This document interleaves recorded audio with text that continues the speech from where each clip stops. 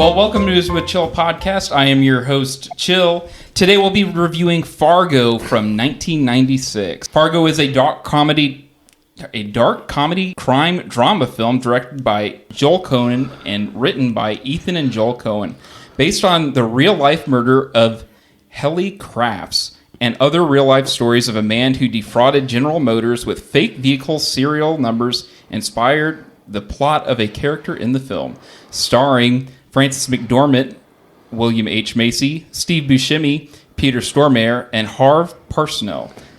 When a desperate car salesman hires a funny-looking man and a trigger-happy psychopath to kidnap his own wife for ransom, the scheme quickly spirals into a series of dark humor and death.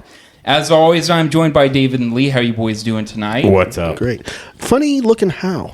Just in a general kind of way. Oh, okay. Funnier than most? Yeah. Okay. Oh, yeah. And we are very happy to have writer and director of Stationed at Home, Daniel Masciari. Welcome, Daniel, to our podcast. We are so happy to have you. Thanks for joining us. Great to be with you guys, and really appreciate the correct name pronunciation of my last name. We looked it up like three different We did times. look it up. Yeah. So I guess we were a little prepared. Yeah. That pretty much covers our preparedness. Right. We like to wing it. It's fine. Yeah. Super laid back. The flow is better. Right. Definitely. Right. So let's start off with recommendations of the week. Have you guys watched anything new or like interesting the last couple weeks? Lee? Well, I started a couple of different shows on Netflix, neither of which I'm super hyped about. His and Hers with John Barenthal, and what is her name? I can't think of it. She was in Sorry to Bother You, the girlfriend. Oh, yeah. She played the Valkyrie in... Yeah, I can't remember her her name. name. Tessa Thompson. Tessa Thompson. Yeah. Yeah, I watched one episode of that, and it's pretty nah. Yeah. And then we started watching that It's All Her Fault, or All Her Fault. It's not that great either. Yeah, Jalissa had me start with her Nobody Wants This. Yeah. Listen, I really like the characters in the first couple episodes, and then they just progressively get more dislikable. Yeah.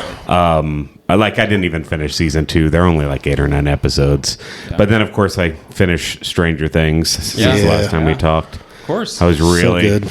Conformity Gate, though. I wanted it. I wanted the secret 9th episode. I fell into the trap. Yeah. But... Annie did the same thing. She's like, "Oh, they're going to have this episode." No, they're not. They might. You never know. They might do something. But that's all I got. What about you, Calvin?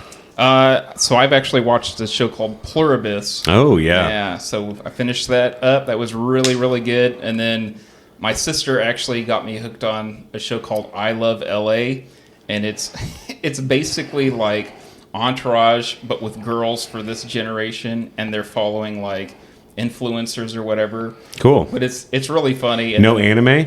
Yeah. Come on. We're don't on, pretend like you don't watch anime all the time, Calvin. We just got to episode 730 on One Piece, so... That's crazy. It is. Yeah.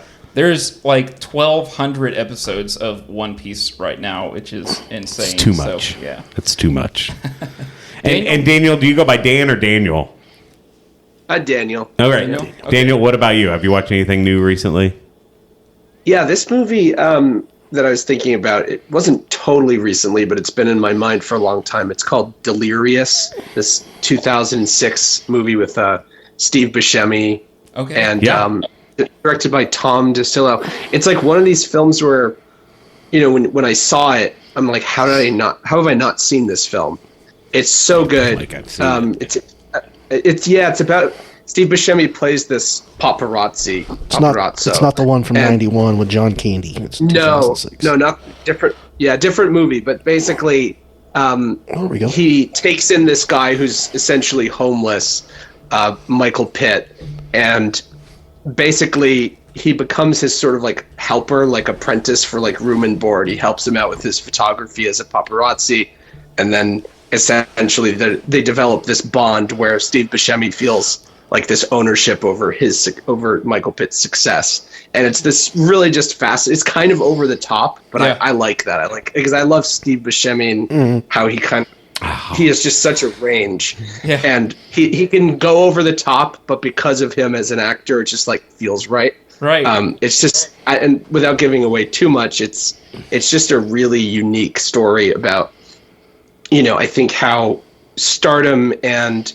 the sort of people that are kind of in the sewer, like Steve Buscemi, kind of collide. Yeah. And it's just this really, I don't know, I think it's a film that, there was some interesting backstory to the movie my friend was telling me about, that it was like, it took forever to finish because like the studio involved wanted to like cut certain parts. I might be wrong on some of those details, but there was like a lot of sort of like behind the scenes drama of the film actually getting made.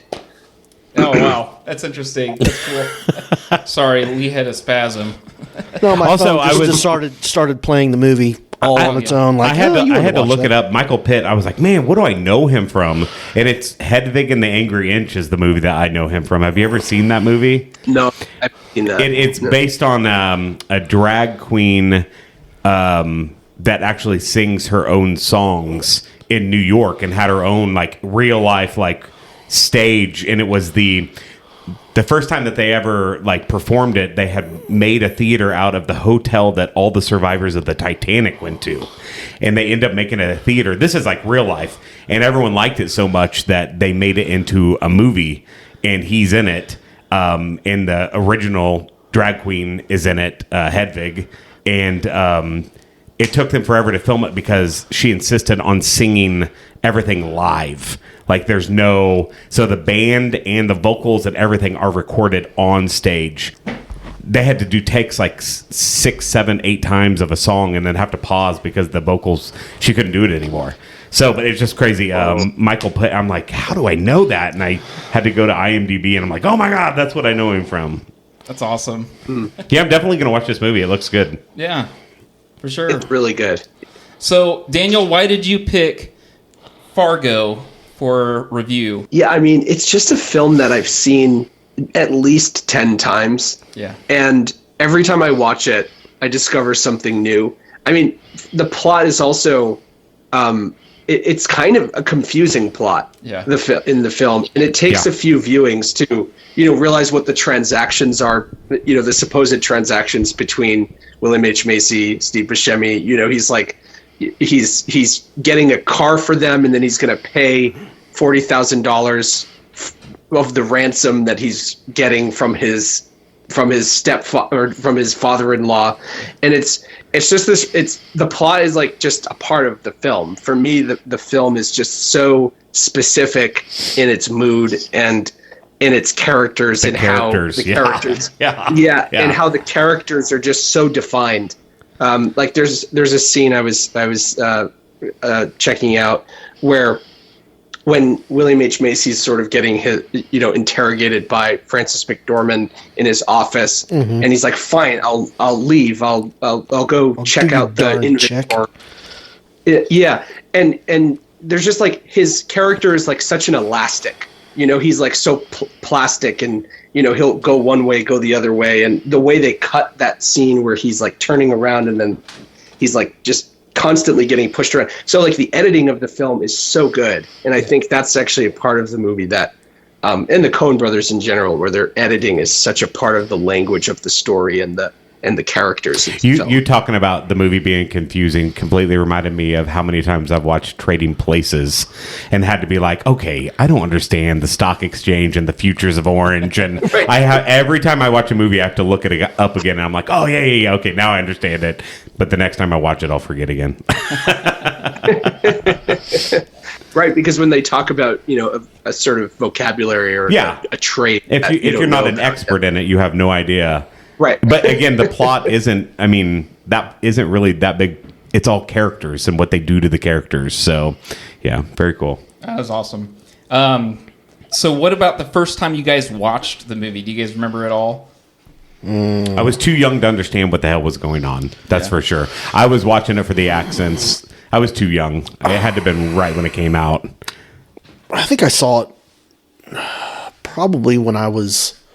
It wasn't that old. Like, it was fairly new. And I remember liking it a lot because it was just so different than anything else I had seen. I didn't see it in the theaters. I know that. No, I saw didn't see it it at in the home. theaters either. Yeah. It was home video, but again, it was so unique and so character driven and just in my mind, just like it was like a sort of a murder mystery, but you kind of see everything unfolding and you're looking at the pitfalls that are going to happen and like how his plan was just literally ridiculous and horrible. Right. And it was never going to succeed. It's almost cringy. Yeah. Yeah. It's like, how did you think you were going to get away with this? Yeah. At any point in time. But you don't expect him to. No, That's the thing. I Like, don't you expect, know, but I didn't that this is expect not it to gonna go happen. as far as it did. Yeah. Right. So, yeah. Yeah. I think mine was probably with my dad. Yeah. He was probably just sitting down in the basement watching it one day, and he's like, well, all right, go ahead. And, yeah, there was a couple scenes that I probably wasn't old enough to watch. I don't know how many episodes you've listened to, Daniel, but like growing up, my mom, there was just no filter. My mom was a librarian growing up, but there was no like, you could just watch what you wanted to. Like, I mean, I watched like the first like Nightmare on Elm Street with her, and I was a child, so she's been on several times, and I had that ability of seeing all these movies to where your parents were just a little bit stricter. A little bit stricter. Yeah. So, Mom. Yeah, no, I go ahead. Similar on my end. There were no rules. I watched The Elephant Man when I was like 6. Yes. Oh, wow. Yeah. Yeah. Oh, I remember being little and sneaking. The only thing I ever snuck was Revenge of the Nerds, and I think that was for obvious reasons. Yeah. Yeah. Mine was American Pie. Oh, yeah. So, yeah. You're a little younger than I am. Right, yeah. Right. Daniel, do you remember the first time you watched Fargo? It's one of those movies where I can't remember the first time, but I think it was with my brother and my dad at the same time. It just feels like one of those movies where, there were like a few people, rather than just alone or with one person.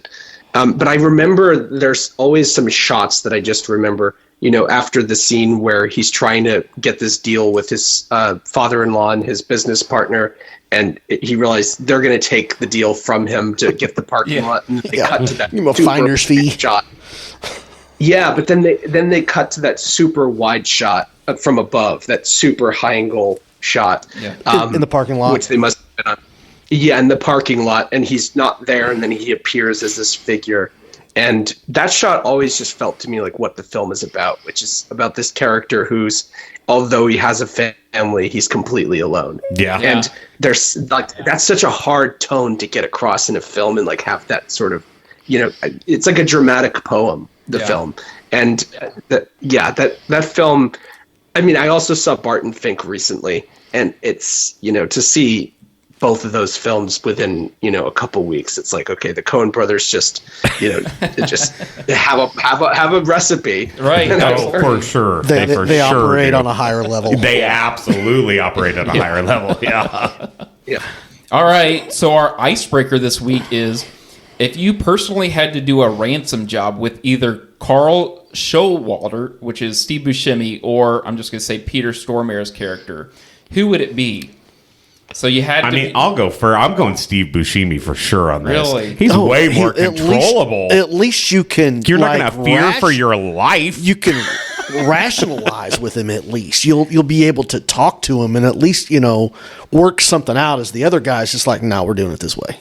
He's terrifying. Yeah. Yeah. I would agree with that. However, here we go. Steve Buscemi is also one of the main reasons that they do get in trouble later on, especially with the guy that set it up. And then also Steve Buscemi is going to try and kind of shit you out. But I'm of the smarter deal. than Steve Buscemi's character in that, so maybe I can control Steve Buscemi a little bit better. Maybe. I'm just saying that Peter Stormare's character, he just wanted some pancakes and he wanted half the vehicle. All right, that's it. That's That's my true. argument. It's a good argument. Yeah. Daniel, what about you? So what's the game? I'm a little lost. What's the thought experiment? I'm a little lost here. Oh, I'm sorry. Read it again. So, if you personally had to do a ransom job with either Steve Buscemi's character, or probably. I mean, Steve Buscemi. He is. I think it was Lee saying he seems reasonable. Yep. He seems like he just wants to get the job done. Just wants to get paid. Yeah, he just wants to get paid. He just wants to go, home wherever that is. right. Yeah, definitely not Peter Stormare. How do you pronounce his name? Stormare. Stormare, yeah. Stormare. Definitely not him. That guy. Yeah, has he's terrifying. No yeah, I don't even know. He there's nothing in him where you start to wonder, why does he even like money? Yeah. I don't even know what he likes. Like, I don't see how he can like anything. I think he was just there just to do it. It wasn't even like it was just something to do. The only Yeah, exactly. the only emotion you see out of him was when he was watching the telenovela or something like Yeah, that, yeah. and he was really Yeah. into that. So. He likes the little things, pancakes, telenovela. Right, Yeah, right, He's you know. very grounded. Right. He's very Sure. grounded. Half of a Sierra. Yeah, half a Sierra. You're right. Yeah. All right, well, let's talk a little bit about the movie before we get into spoilers. Fargo has a runtime of 98 minutes. It premiered March 8th in 1996 in the United States. Had a budget of $7 million and grossed $60.6 million. Top box office for March of 1996. So, do you have any guesses for what would be in the top box office for March of 1996? 1996. No. I don't have a clue. Okay. Once I'd be That was 30 years ago, sir. freshman. I was a freshman in high school. Okay. I had a 1-year-old. I was 6, so. I have no idea. Okay. So 1, The Birdcage. Okay. All right. Yeah. Yeah. 2, Banger. Up Close and Personal. Eh, 3, Executive Decision. banger. 4, Down Periscope. Yeah. Yeah. Come on. It's like the classic trash comedy banger. It's Come not on. for me. All right. 5, Homeward Bound 2. Oh, San Francisco. Lost again. Yeah. 6 is Lee's favorite, Broken Arrow. That's not bad. Yeah, That's not bad. I like John Travolta. Yeah. Limited John Travolta. Yeah. 7, Rumble in the Bronx. Jackie Chan. It's all right. Yeah. Stunts are gonna be good. Yeah. 8, Happy Gilmore. Okay. Yeah. 9 is Mr. Holland's Opus. I love that movie. I've never I watched just it. watched it like a month ago. I've never And watched that. Jalissa walked in. She's like, "What are you watching?" And it's kind of like a Forrest Gump type movie. Really? Like it goes through his like entire life. So like it's like you go on the journey. Really? And like she sat down and watched it all. It's never heard of Oh, it. it's so good. You've never heard of it? Richard No. Dreyfuss. Richard Dreyfuss about a music teacher. Really? Yeah. Okay. Cool. 10, Muppet Treasure Island. Ugh. I hate that I saw that in the movie theater. Really? Absolutely. Yeah. Okay. I don't hate it. Hate it as in like I'm all right with it. Yeah. I got you. And any ideas for Fargo? How far down you think you went? 14th. 14th? I don't know. Yeah. I don't know. I'm bad at this game. I got you. 17th, under Leaving Las Vegas. Las Vegas is it's a good movie. That is a good movie. So, all right. The incomparable Nicolas Cage. Yeah. Wait, Fargo made less money than Leaving Las Vegas. Yep. Yeah. Yes. For that month.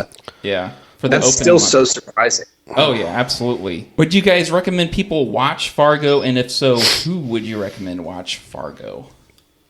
I'd say 17 and up. Any younger, you're probably. I mean, even You're not gonna 17 is going to understand be. it, I Is not don't going to think. understand it that much. Yeah.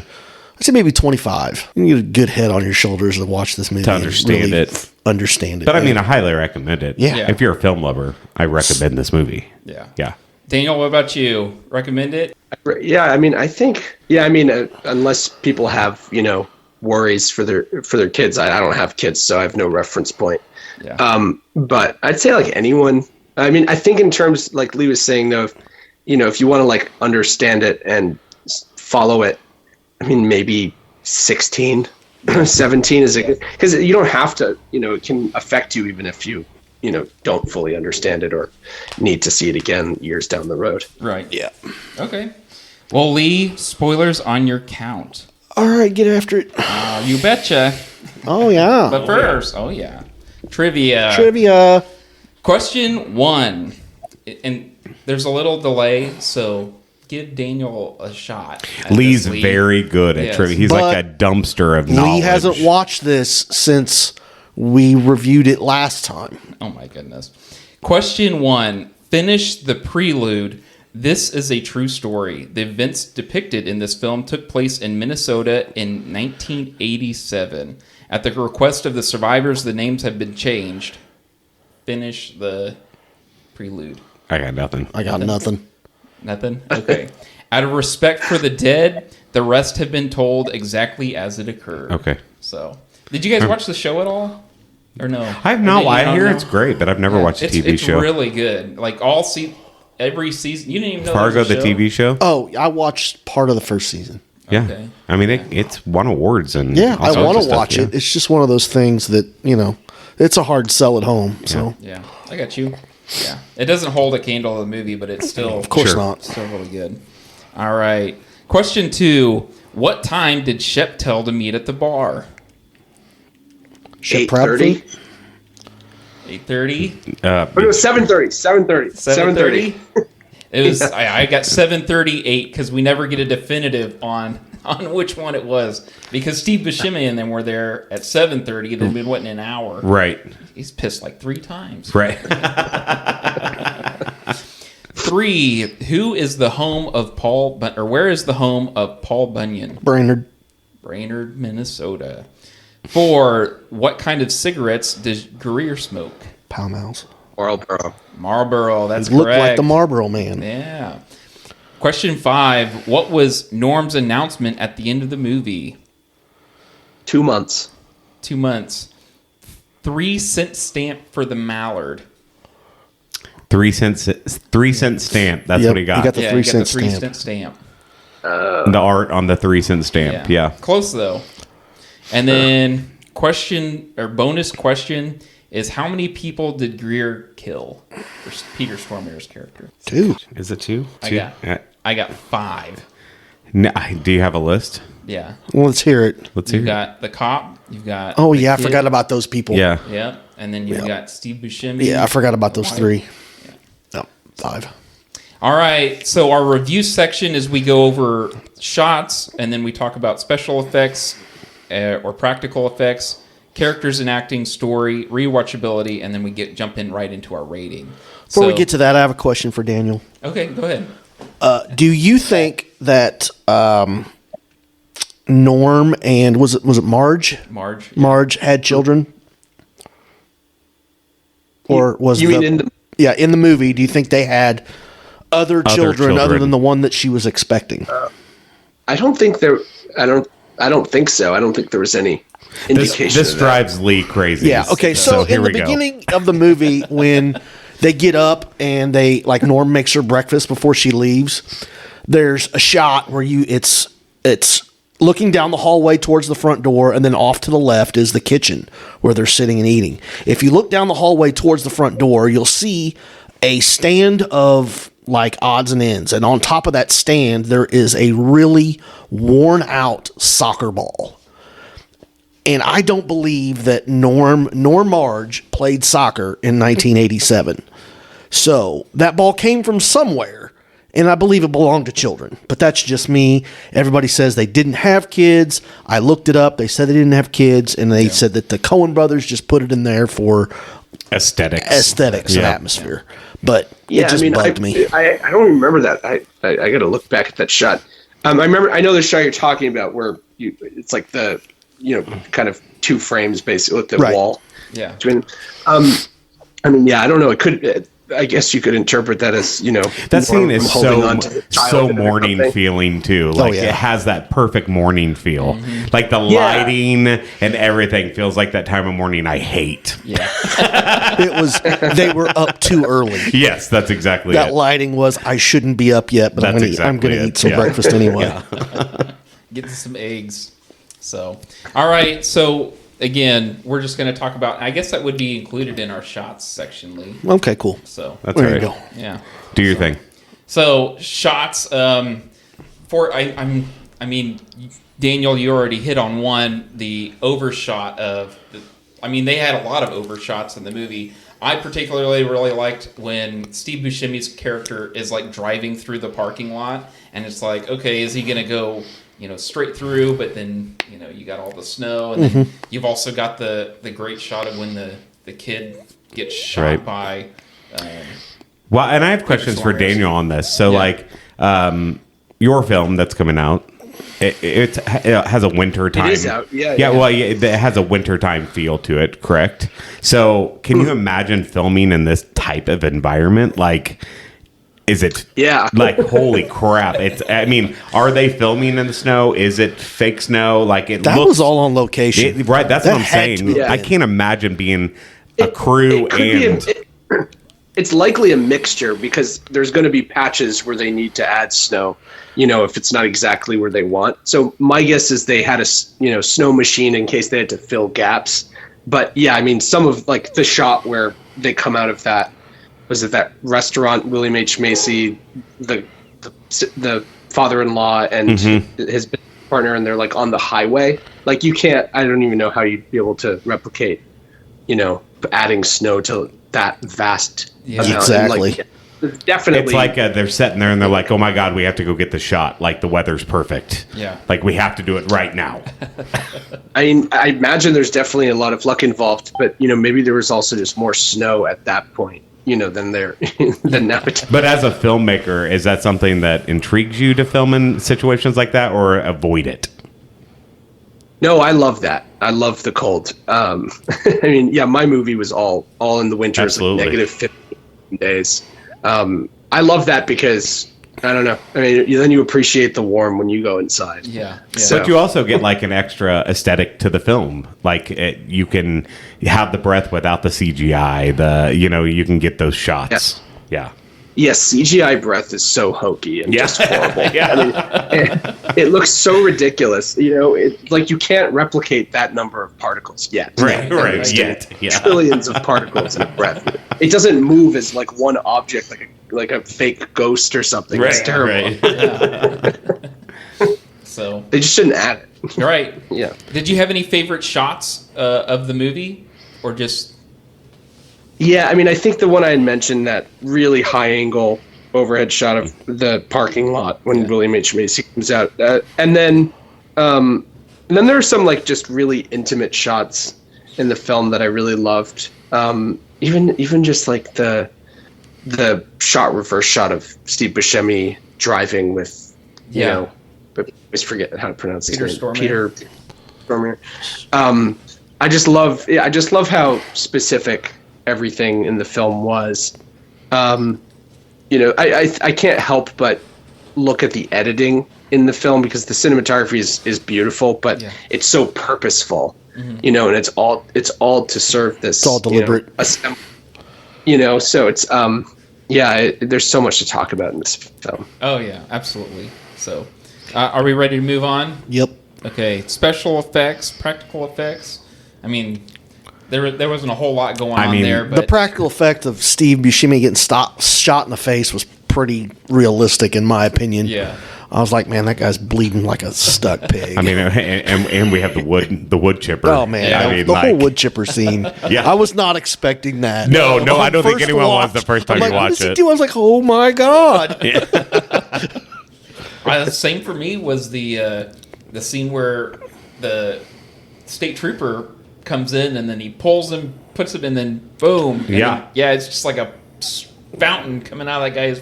Yeah. right It's over his Crazy. But I mean, not only that, but we've talked about it, but the snow and Yeah. just the environment is insane. Right. What they create in this movie, and they make you feel cold. They make you feel I it. felt cold watching that movie. Absolutely. Yeah.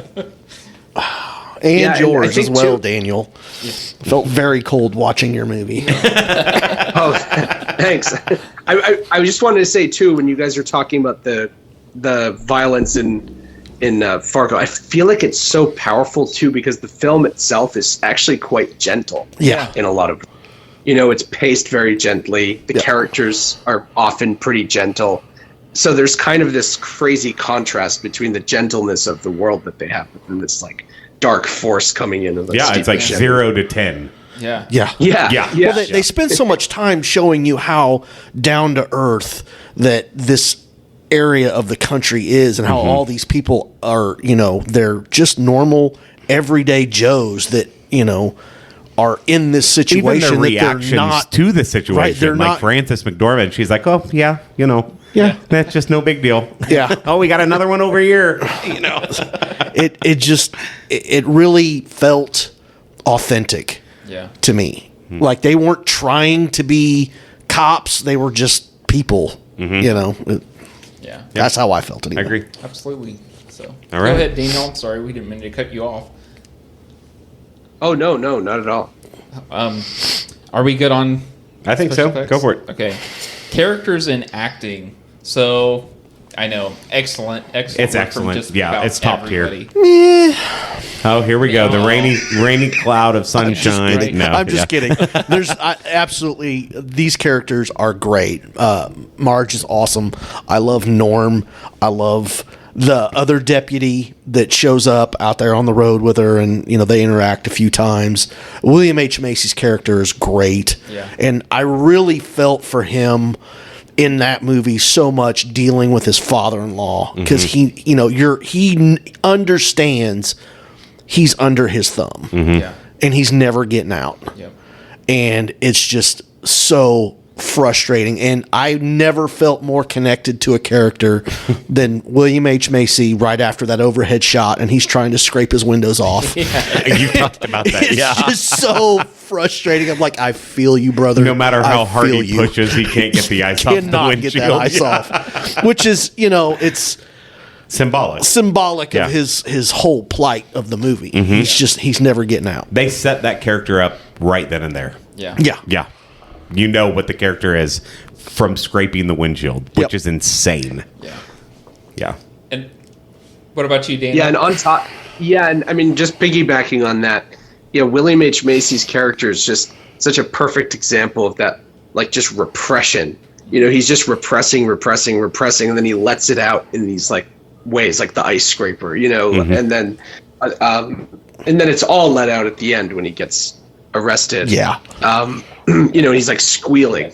It's just so much of him is repression, and you see it also in these little interactions, like in his first scene as a car salesman, and that guy is sort of trying to get money taken off, and he's like sort of criticizing William H. Macy for being like every other car salesman, and you see William H. Macy just sort of like, there's one moment where he just kind of like looks down like a little kid, like sort of getting shamed, and like it's just all building up inside of him, and you start to see like him as a guy who's just gonna like, he didn't kill anyone, but he is responsible for the unfolding of everything. Everything. Yeah. The chaos of the movie. Absolutely. Yeah. Even the father-in-law, like just from his character interaction, and I think that's one thing that I really like about movies, that they show, they don't tell. You know what I mean? Like, we don't need to know. There's not an overview of like, oh yeah, this guy's a car salesman and da-da-da-da, or like, right.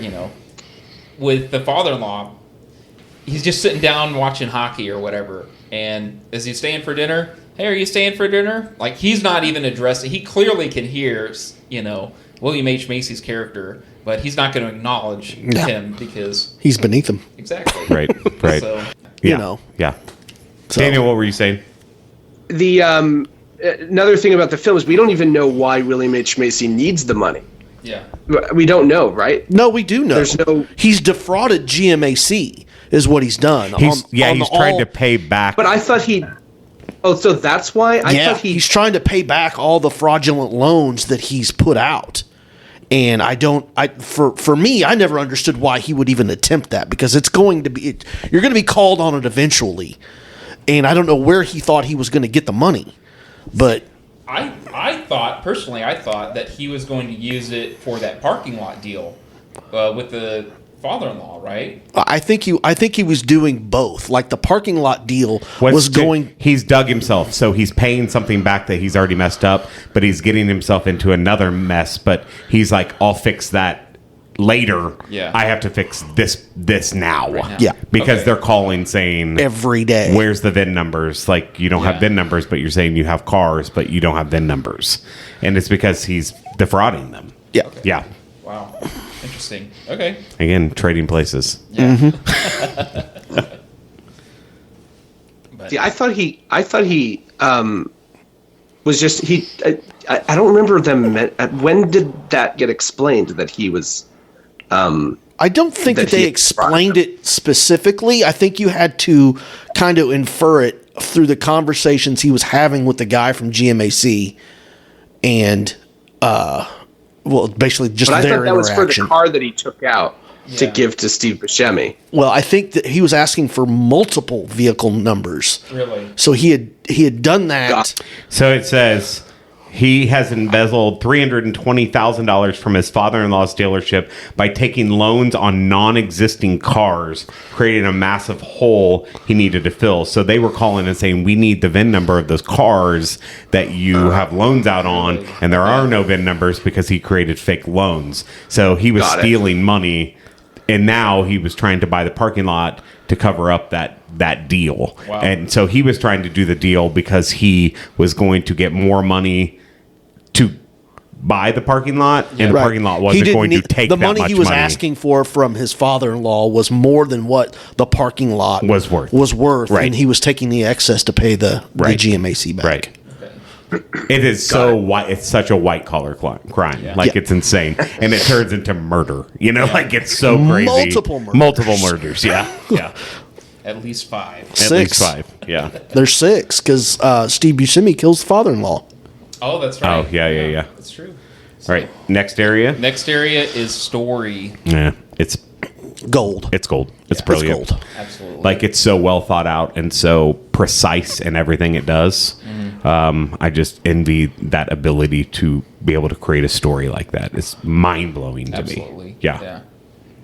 Just to be able to, and then you're able to. You're able to basically take all of these characters and the way that they interact with each other. So, you don't initially think that the father-in-law is going to interact with Steve Buscemi. Daniel, what do you think, character-wise? Or story-wise? And it's just, again, it's a perfect story, I think, because the characters are perfect. Mm-hmm. They're so defined, and William H. Macy's character just is the perfect nucleus of chaos for all of these events to unfold. He's so frustrating. His deception. His lies and his deception and his self-deception, all of these qualities of his just make the whole story unfold in a really organic and it's a very funny film too. That's what I love about this story. They were able to bring in so much humor. I don't know much about like the Cohen brothers. Are they very precise with their scripts, or do they allow some ad-libbing moments and like character development? Do you know anything about that, Daniel? I just don't know how they are. Yeah.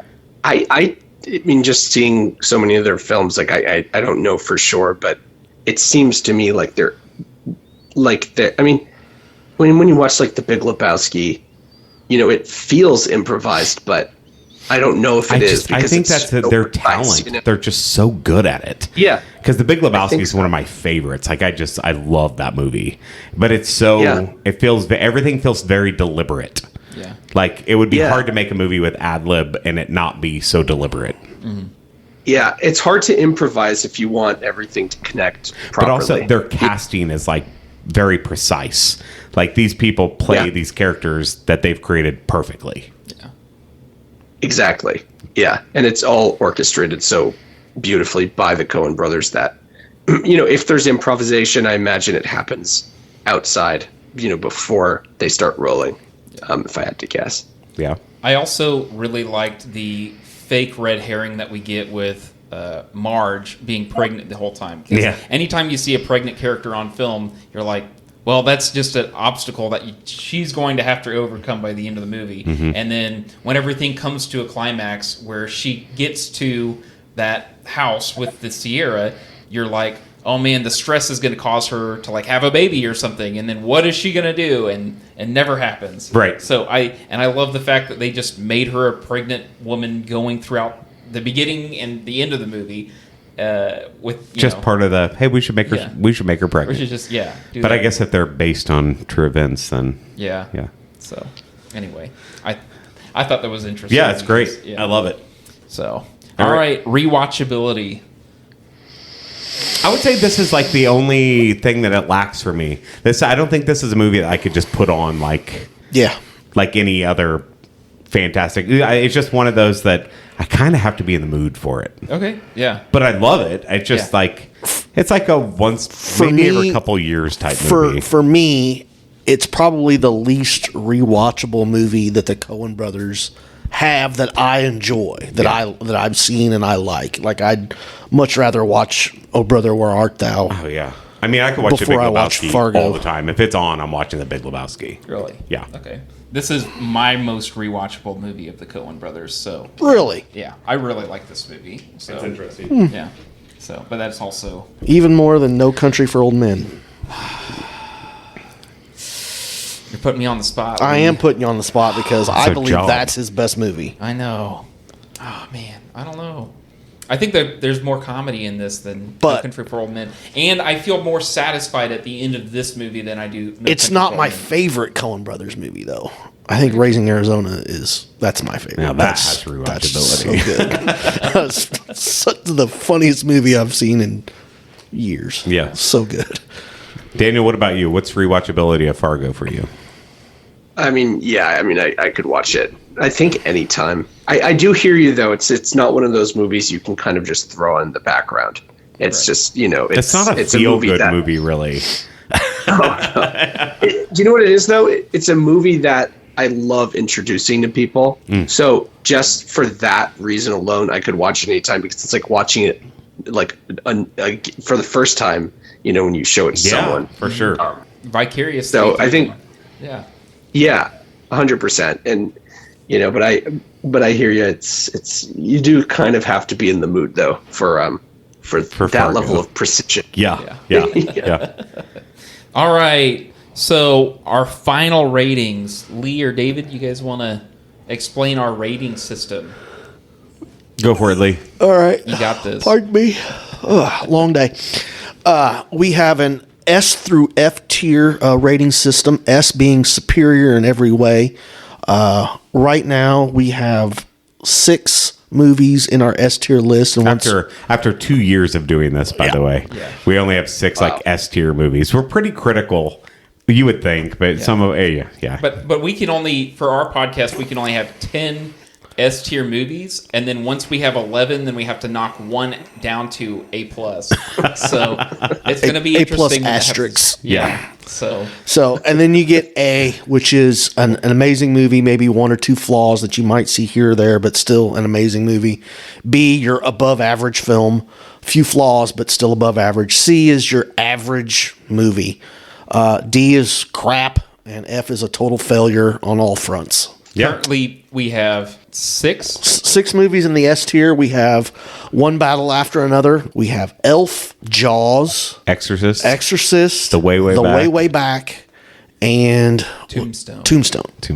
Yeah. So a very eclectic group. I think this is better than all of those. yeah. Except maybe the Exorcist. Oh yeah. So with that being said, since you're our guest, you're more than welcome to abstain from voting or whatnot. But this can be, just because it's an S for you doesn't mean it would be an S for the podcast in general. We all have to agree. That's where it is, because someone will introduce a movie that they just absolutely love, and it's an S tier to them, but maybe it's an A to the other person. But because it's not all S's, then we can't put it in the S tier.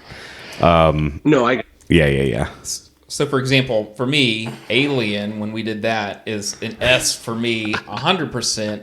One of the best movies We gave ever it like an A+. And we all didn't agree that it was an S tier movie, and I have no hard feelings about that whatsoever. No, he doesn't talk about it every single podcast. No, never. No. So. I think the reason, I'd put this as an S, and I think the reason is because, there are some movies where I'll watch and I'm like, oh, I didn't really like that, and then I'll watch it again, and I really like it. Just kind of depends the mood that I'm in. Right. But this movie, I just consistently, like, no matter what mood I'm in, I just think it's amazing. Yeah. So that's sort of like my trial. I'm not saying you have to see a movie 10 times to be able to judge it, but I think I give this an S for sure. Absolutely. So, And I'll just go next. I have to go A+ on it. I think it's great. I just think the rewatchability is the only thing that knocks it down for me. It's not something I think about watching. If I know it's on or if I see it's on, yeah, I'll flip it on. Yeah. But then again, if you really have to pay attention, so you can't just watch this movie in the middle of it. Yeah. Like you have to kind of know what's going on. Mm-hmm. So this is like a phenomenal movie. Yeah. But that's the only reason why I can't give it an S tier in my opinion. I gotcha. Calvin? Yeah. I can go. Yeah. Yeah, fine. go for it.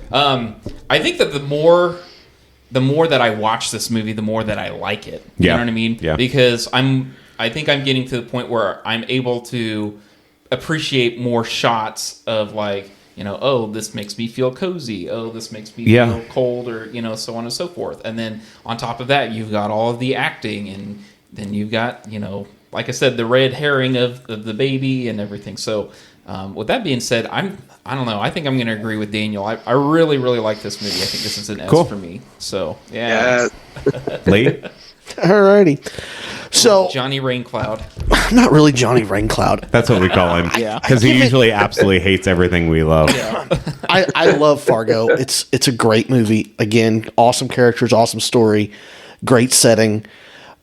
I have a little problem with the pacing with it. It feels longer than 98 minutes for me. It kind of drags a little bit. There's a very unnecessary scene for me with the whole interaction between Marge and the guy from The high school. Yeah. I get it that you're trying to set up these characters of just normal people and they have lives outside this story, but I just felt like it was filler and he didn't need it. So I give it an A+. Go Bearcats. Okay. So averaging out to be an A+. Yeah. Yeah. Yeah. So that was close. So yeah, I mean, A+. That's pretty dang good. Pretty dang good. Yeah. Can't get much better. Yeah. All right. Well, this is where we normally end, but we do have a couple questions for you, Daniel, if you don't mind. Well, we wanted to talk about Stationed at Home. Yeah, absolutely. I really want to talk about it. So listen, this was like a first for us. In life, I've never had like a screener of a movie to watch before. I felt really cool. I did feel cool, and I was telling people like I'm gonna go watch a screener. I got this advanced screener I gotta watch. No big deal. And I gotta tell you, this movie like surprised me quite a bit, like because I didn't know what to expect. You're a first-time filmmaker, right? And so we watched it, and I definitely had moments of what the hell is going on, and then there were just such crazy, like, good shots in it, and good character development. But my biggest thing is that I left, and for days I thought about this movie, and I can't remember the last time that happened to me. I even told you guys I can't stop thinking about this dang movie. Yeah, absolutely. And I was like, I don't necessarily know if I understood all of it, but I got home and I was telling my wife about it, and I talked for like 45 minutes about this movie. And so to me, that is a success in like as a director and storyteller, because I was like, wow, like I don't remember a movie that made me do that. So yeah. Oh, that means a lot to me. Thank you for saying that. All right. Biggest question Here we go. among the three of us. Yes. What was I'm sorry, it's been a while since I've watched the movie. What was the main character's name again? Ralph. Yeah. Ralph goes home, and Ralph leaves his front door open, and it is freezing outside. The entire time we're like, why isn't he shutting the door? Ralph, shut the door. He's going to let the cat out. It's a very Midwestern thing for us, though. Like, because it's cold right now here. Yeah. So we're like, what are you doing, Ralph? Like, shut the door. I know you don't have money. Shut the door. I love it. It was funny. I had I love that you mentioned that, because when we were shooting that, I think it was my producer Matt was like, shouldn't you shut the door? I'm like, well, I want it. There was two reasons for it. I love that there's one. A I story behind this. There were actually three reasons. This is great. There were three reasons. One, I wanted to sort of like, subtly push into his like urgency. He's stepping home from work and he's got to go back out, etc. Two, I thought it was kind of a funny character thing. He's kind of like, he's a little spacey. He's kind of a space cadet. And three, this is the part that's, a lot of people might disagree. I wanted to push into the sound that would come in with the door open. Okay. So So, so basically, it allowed more wind to come in. Okay. Wow. So I thought Nice. that would add. I thought that would add to it. Nice. So those were my kind of persnickety reasons for that. So what? I mean, so you wrote the film. What's Yeah, the inspiration? Like what? Where did this character Ralph come from? Because my next door neighbor is Ralph. Just so you know, his name. Nice. My next door neighbor's name is Bill, but he acts and says stuff just like Ralph would say stuff. Love it. Yeah. So the guy who plays Ralph, Eric Bjarner, is one of my best friends, and he's been in a couple of my short films. And I got the idea for the film. I was on a bus from New York City to Ithaca, New York, visiting some friends, and we stopped in Binghamton. And my friend Eric actually drove cab before. And excuse me, let me just cough real quick. And so I just something about the city of Binghamton in the cold winter. I was listening to the song "Dusk" by Duke Ellington. I essentially got the whole idea for the film in that moment, and imagined Eric driving a cab. And I don't know, the whole film came out of this certain nostalgic sort of feeling, and this idea of looking up to the International Space Station as being this sort of unifying force. So for me, it was all about Ralph's character as being this innocent character that has this very innocent goal. And he is a very gentle character, and I wanted the film to be this sort of blanket, this sort of gentle blanket where these characters can kind of exist in. And so, yeah, I've always been fascinated by meeting strangers. And, you know, when you have these fleeting conversations with strangers, there's so much magic in those little moments, in my opinion. And so that was a big part of the inspiration for the film. Awesome. Well, I think you nailed it. I mean, because you definitely get that with Ralph. Like you like him almost instantly. You question everything he's doing, but like you like him, and you want him to see the dang space station. Yeah, you're rooting for him through the whole thing. You really are. And I love that you established, for me anyway, I love that you established Ralph's character at the very beginning of the movie without having to say anything. Kind of like what we were talking about with Fargo, where it's just kind of him doing his routine before he goes on shift. You know, and then he's feeding the cat, and he's, you know, just kind of, you can tell he's a little spacey, you know, but I really did. That was one of my favorite shots, was right off the get-go, and I was like, oh, I think we're in for a really good movie. So yeah, right off the bat. And another thing. Go ahead. Oh, go ahead. No, go ahead. No, I was just going to say, too, and I also, like Eric Bjarner, who plays Ralph, actually wrote the film for most of the actors in the film. They were actually students at the this Meisner school that I studied at, that Meisner Actors Workshop of Ithaca's, like this little acting studio run by Eliza Van Court, who plays Elaine. And we were this sort of like incredible little acting community. And so I wrote the film for these actors. So for me, I was inspired by that. It gave me certain ideas for the characters and things like that. That's awesome. Cool. Heck yeah. So when it comes to the script, was it very detailed, or was there a lot of ad-libbing with the actors? Did they have a lot of free reign on what they could do, or were you kind of like, no, we're doing it this way? Yeah, we rehearsed, and so in those rehearsals we might adjust something here and there. For the most part, though,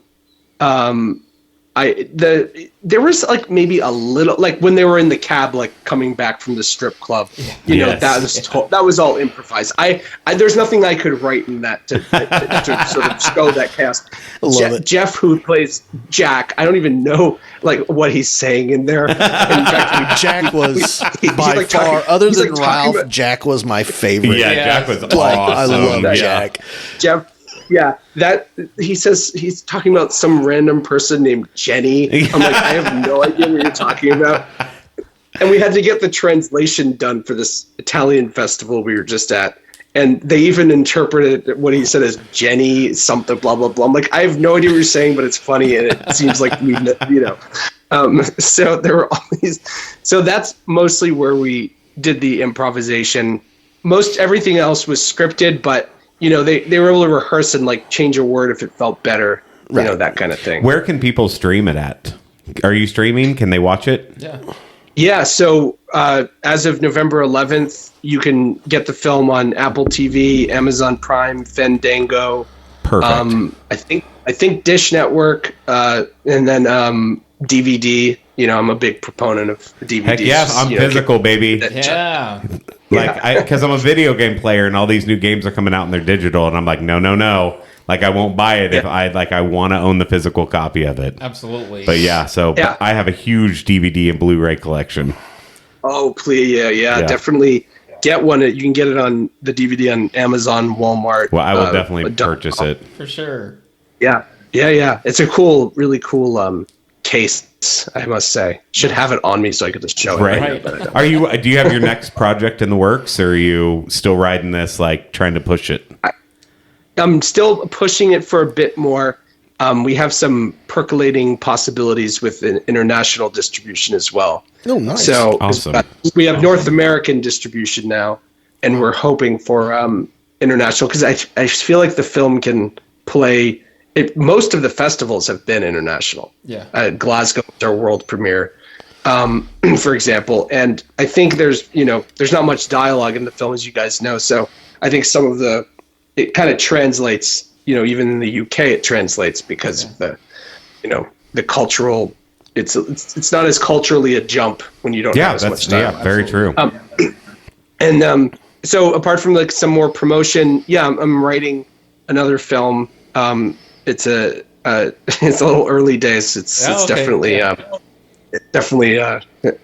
bizarre to talk about right now, but absolutely. Are you sticking with black and white? Is that going to be your signature, or is that just for this film? No, this one I always just saw it in black and white. I think one because of the architecture of Binghamton, and it kind of stands out a lot more. The sort of desolate with the vastness and the cold and the winter just kind of stands out in the black and white and the cold. No, this next one I'm writing, it's going to be. I was talking with my friend who colored Station at Home, and the idea we're talking about is it's probably going to have like a more muted color. And you'll understand why. Yeah. Well, we look forward to it. As time moves forward. Yeah, make sure you let us know so we can, please, get if you early screening of it, because that was absolutely. It'd be a couple of years. I got to tell you, the jokes in the film were really, really good. Yeah, we laughed out loud because we watched it together. Yeah. So we were laughing out loud together. I think that watching this movie by yourself would be a different experience, but when you watch it with other people and we're in the room saying, "Shut the door," and like when the van goes into space, we all like looked at each other. I'm pretty sure both my arms went into the air and I said, "Yeah!" So like there are those moments that I think that you have to experience with other people with this film. Also, I love it when there's the shot of Ralph doing the scratcher, and then you're like, did he win? And then the very next one is them eating dinner together. So, that's the kind of thing I love too. Where like the idea of strangers, I feel like there's so much in there with strangers. Like we meet people every day. Like imagine if it just turned into I'm a crazy hotel night. manager, Daniel. So that's literally my job, to meet strangers every day. Yeah. And my job is to make them feel welcome and talk to them. And so this is my life. Gotta be so draining. And Lee and I are both postal carriers in our day jobs as well. So it's meeting strangers is kind of a everyday thing. Yeah. So, It's an everyday avoidance. That'd be such an interesting film, though. About my uncle is a mail carrier as well. Wow, Nice. And, awesome. Yeah. we used to say mailman. But Where's he carry? Boston. Boston. That's Interesting. That's got to be better than... So All right. apparently you're a Pats fan.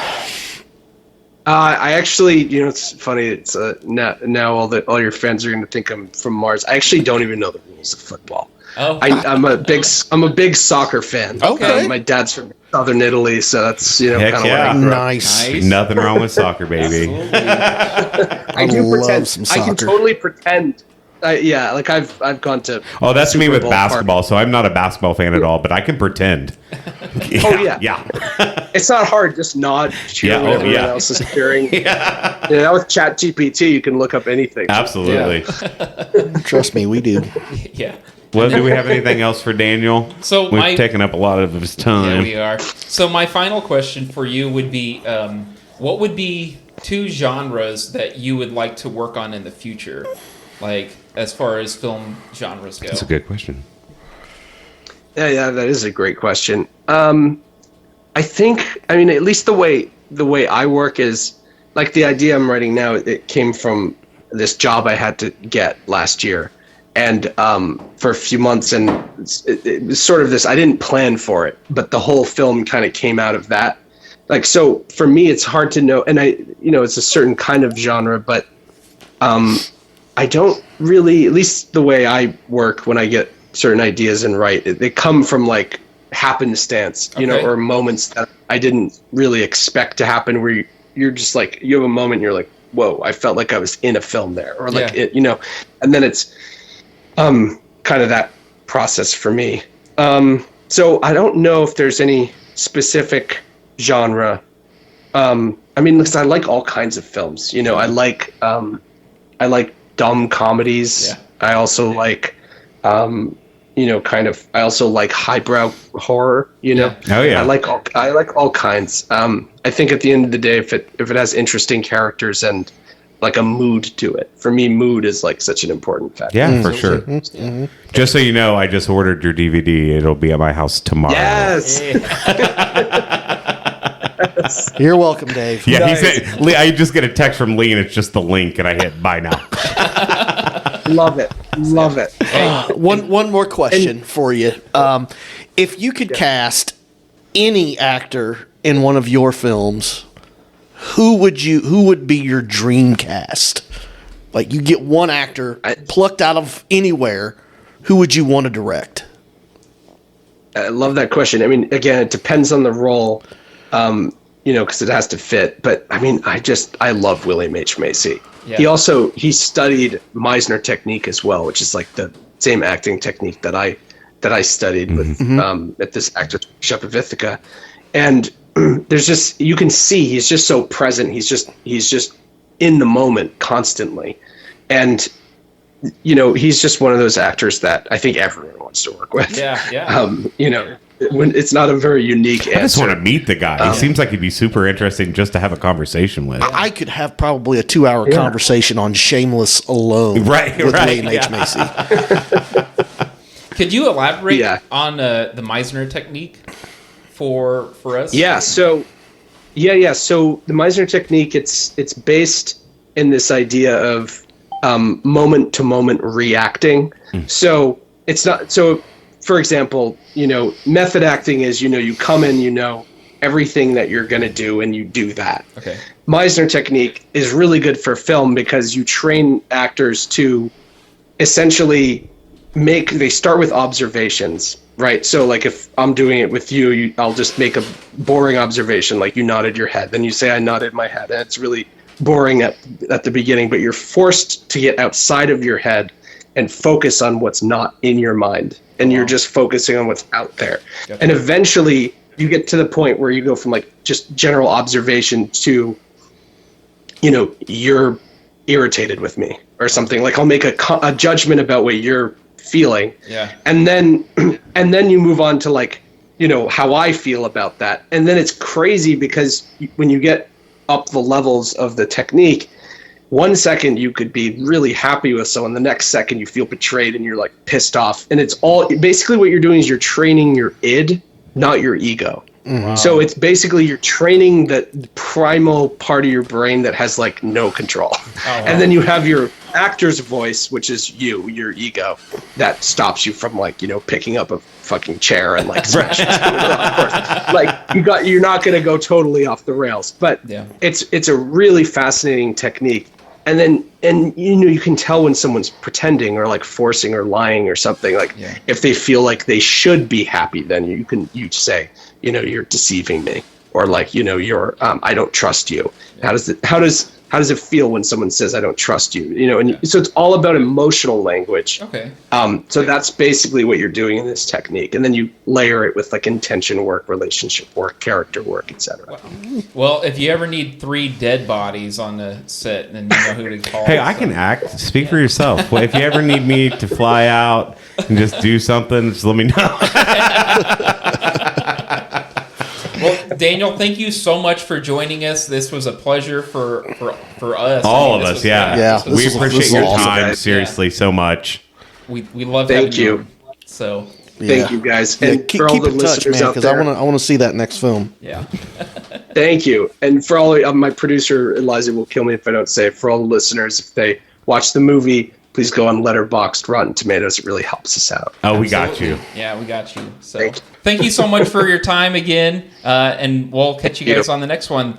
Have a good one. Oy, oy, Thanks, boys. guys. Thank you. Thank you. See ya.